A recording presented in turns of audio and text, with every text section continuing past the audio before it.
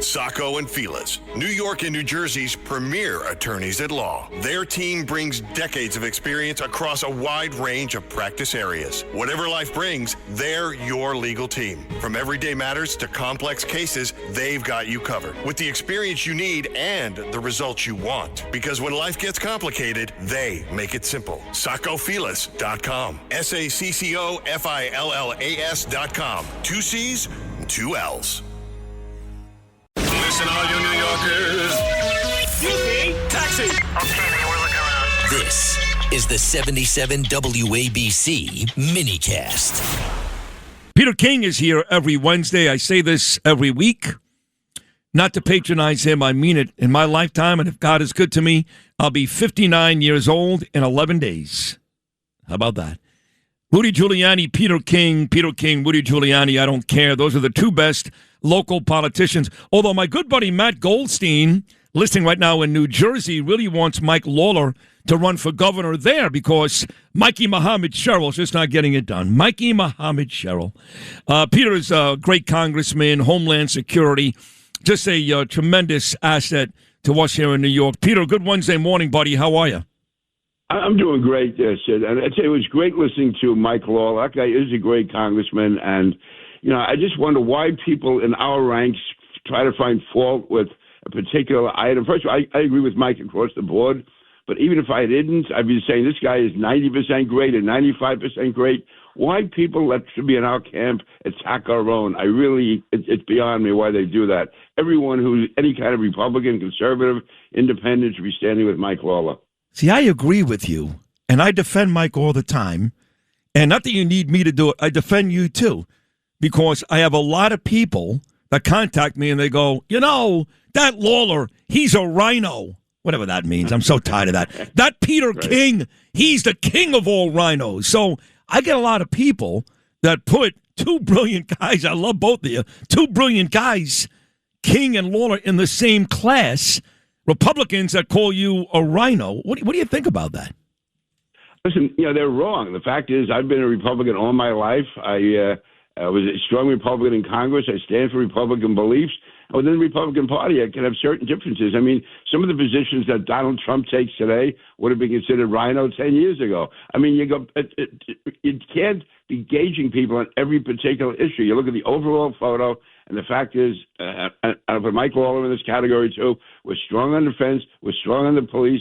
We're strong for traditional values, standing with strong communities.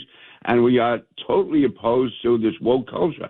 That, to me, is what makes you a Republican. In between that, you can decide what's right and what's wrong. Now, for instance, on SALT, I mean, it was, unfortunately, the Trump administration originally that took away SALT. Mike Lawler got it back.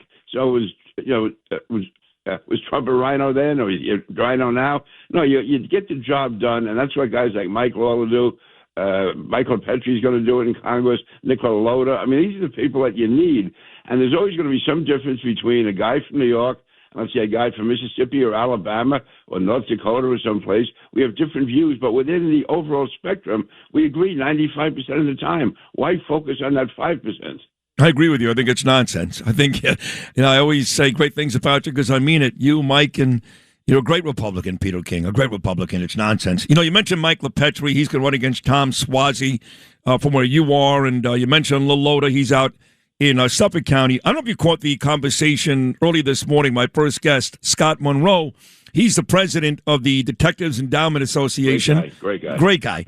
And they're going to honor me, and the retired detectives are going to honor me and Bo Dietl and Paul Morrow in Howard Beach tonight. But he said, Sid, he's losing cops. They're losing cops like a sieve. They can't stop the faucet from running.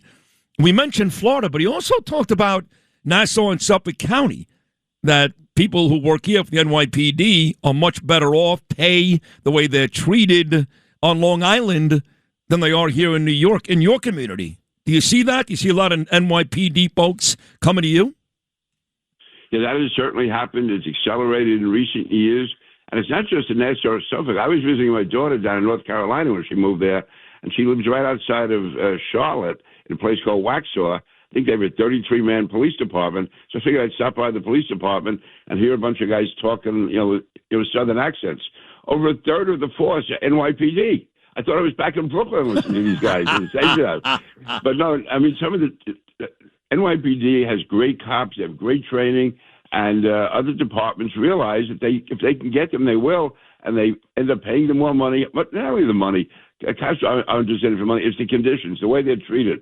I know I've spoken to guys who transferred from New York City to Nassau, for instance, and they say that the biggest thing they had to adjust to is when they go into certain communities to make arrests, the people aren't throwing stuff at them. The people are with them. Yeah. So there's that whole community support.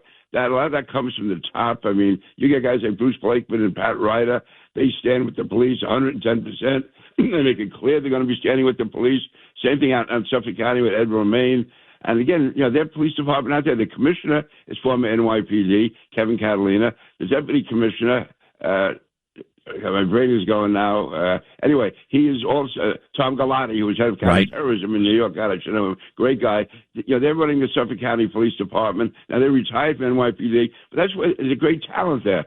Now, Nassau and Suffolk have their own talent, but if they can recruit from the NYPD, and NYPD is, when it comes to, first of all, young guys are going to rather go to Nassau or Suffolk than the NYPD in many cases, and guys who have a couple of years on the job in the city, if they can transfer out, even though there may be an immediate drop in pay, it's going to skyrocket compared to the city, and they are working under totally different conditions. So that's what they have to, what the city has to overcome. You need a police commissioner like, Jessica Tisch is doing a great job.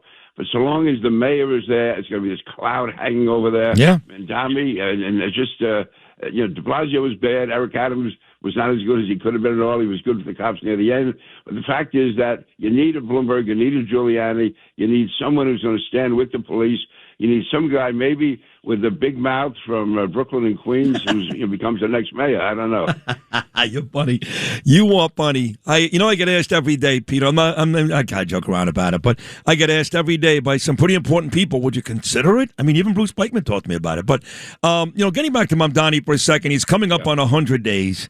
And we're having this cop conversation. He treats the cops horribly. He goes to visit criminals in the hospital. He goes to visit criminals on Rikers Island. He never visits the cops. Cops get hit in the face with a snowball. He calls it your little snowball fight.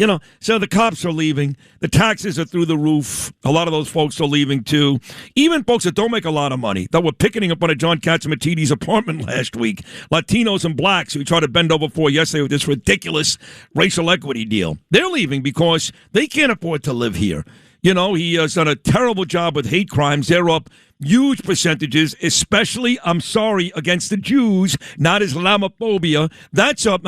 So I'm trying to figure out, as he gets set to celebrate 100 days, what has this guy done well? All I hear from, and I'm not talking about Katie Honan or Timmy Pacciolo, all these morons that work for him on the streets. I'm talking to real New Yorkers, thousands that I speak to. No one ever says to me, he's doing a good job. Am I missing something? No, you're not. I'll tell you where he's doing an effective job in implementing what he wants to. These are not mistakes. I think they're terrible policy decisions. This guy knows what he's doing. He wants to turn this into a socialist haven, which is going to be anti-cop, anti-middle class, anti-homeowner. That is his position. This is a true socialist. So when people say he's making mistakes, they're mistakes for the overall future of the city, but not mistakes for what he wants to do. He's implementing his program. And that's why when you said earlier today, we should stop dwelling on conspiracy theories about the fact is whether or not he enough votes were fake to get him. Oh, yeah, no, I'm glad you brought that up. No, because that pisses me off. I've got friends who I love and respect. They're really smart. They go on and on with this nonsense that they imported voters, and no, they didn't. New Yorkers couldn't wait to vote for this guy. They couldn't wait. Listen, they're the same people who say Curtis was going to win. I mean, the fact is you can play games with with numbers, but the fact is that even let's say instead of having 51%, he really only had 49.9. I don't agree with that. Assume the fact is that he got a tremendous following here in New York, and we have to fight that. We have to counter it. And I go back, maybe this is years ago, when Al D'Amato and Bill Powers and others, they rebuilt the statewide Republican Party. They elected Rudy Giuliani in 1993, Pataki in 94. The Attorney General we elected. We controlled the state Senate, but it was done with a strong grassroots effort. The Republican Party, for a large extent in New York, is non-existent. You get out of outside Nassau and Suffolk, and a lot of these things are paper organizations. We got to get our people back on the ground. We have to build it up at the local level. We have to start getting committee men and committee women going around door to door. This is not going to be easy. We have to take on the media. We have to take on the liberal forces. And we can't just be talking about some guy who snuck into the country from Honduras who elected Mandami. The fact is that too many New Yorkers voted for him. That's right. We have to get our message out. We got to fight the enemy. We got to fight them hard. This is Roger Stone for American Sovereign Bullion. Since 2020, the U.S. dollar has lost over 20% of its purchasing power. Meanwhile, gold continues to rise. Call 844-272-2428 or go to asbgold.com now to get your free gold and silver guide and learn how to protect your wealth with physical gold and silver delivered to your door or held in a gold IRA today. So go to asbgold.com now. Don't wait for the markets to drop. That's asbgold.com.